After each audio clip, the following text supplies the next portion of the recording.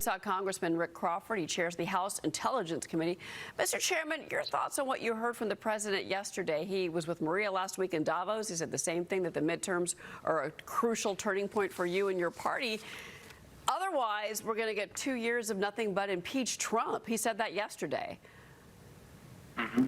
Well, he's lived it, but it's game on. This was a strong signal yesterday that he's in the fight. He's engaged early on as we swing into early primary season. March 3rd, I believe, is the first one.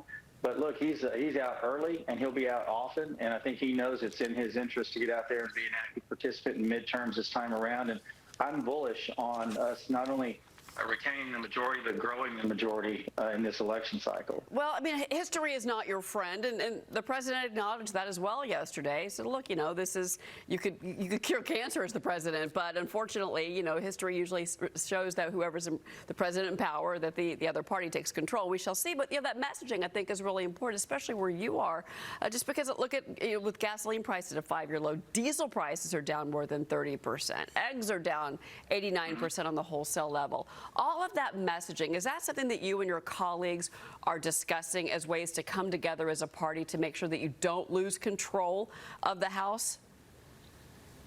Yeah, that's something that we've all kind of united around, and I think you hit some pretty key points there. But one of the things that we also need to note is that we're coming up on tax season. This is the time of the year when people are really going to realize the benefits of the Working Families Tax Cut Act that we passed in the last Congress. That was a big, big deal. And we've got another reconciliation bill on tap for this session of Congress. So I think things are looking really, really good for us in that sense. So we just got to, you know, stay disciplined on message. Don't take the bait and get caught off into, you know, chasing rabbits when we should be focusing on the good things that we've done as Republicans in this Congress. Well, the deadline is this Friday. Let's talk about what's happening with the government, because Senate Minority Leader Chuck Schumer is urging Majority Leader Thune to separate out funding for DHS following a second fatal shooting in Minneapolis during anti-ICE rioting. Listen to Schumer. To finish the appropriations process, Leader Thune should split the funding bills and move forward with the 5 that already have broad support from both parties. But if Leader Thune insists on holding a vote on DHS legislation that he knows will not pass, then he will guarantee yet another unnecessary government shutdown this Friday, and the shutdown will be on Leader Thune's shoulders. Senate Republicans, meanwhile, are pushing ahead with that 6-bill funding package to avoid a partial government shutdown. That's this Friday. Thune is scheduling this key procedural test vote for tomorrow, so we'll see how that goes. But the House Freedom Caucus is already refusing to compromise on DHS and ICE funding. And, Congressman, the Wall Street Journal is reporting that both the White House and Senate Republicans are urging in talks, and this started yesterday, with Senate Democrats to avoid a shutdown, you know, saying that it's going to be bad for everything. The administration seems to be, and one official told the Journal this, they're saying, look, we'll make changes to how ICE operates. We'll make changes in the Department of Homeland Security, but don't pull the funding. That's a non-starter. Your thoughts?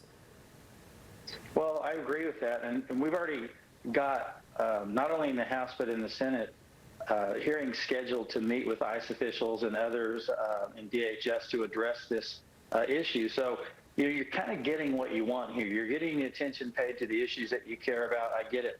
But the reality is we're literally now, 3 days away from shutting down the government. Again, the Democrats would rather shut down the government over issues like this than they would to recognize what the real problem is. And so, look, our leadership in both chambers has recognized, let's bring some folks in and do hearings. That's pretty consistent. I mean, anytime there's a shooting, there's always going to be an investigation. And so it's not like we're reinventing the wheel here. It's just that, you know, they are using this as a political cudgel, if you will, and trying to lay this in the lap of Republicans. You're going to shut down the government over this. Actually, they're going to shut down the government over this. And we've given them 6 bills. This should be a slam dunk. It should be very, very easy. We've just got a matter of a few days to get it done. I hope cooler heads will prevail and recognize that we are tracking in the right direction with regard to dealing with those issues that they're concerned about. What are you and your colleagues hearing from House Speaker Mike Johnson? Well, you know, he's another one that has been very forthright in his position on this, and he's got, you know, we've got 1 vote to spare. And when we see groups in the House that say we're not going to do this or we're going to do that, that's always something to consider. But we passed these spending bills out with basically all of the Republicans got together and passed these spending bills. That's a pretty strong sign that we're unified behind this effort. So Mike Johnson's going to echo that and recognize that, and I hope Senator Thune realizes this too, that we're unified in the House on this. If we weren't, we wouldn't have got those spending bills across the finish line and sent to the Senate. Well, and, amid all these winter storms, we have to point out that within the DHS bill, the funding bill is FEMA money, and that's a crucial time right now for FEMA, considering what we're seeing happening across the country. Right. So, Mr. Chairman, before you go, you're calling on the U.S. intelligence community to retract a 2023 report which concluded that Havana syndrome was not caused by enemy attacks on U.S. personnel. Tell us more about this.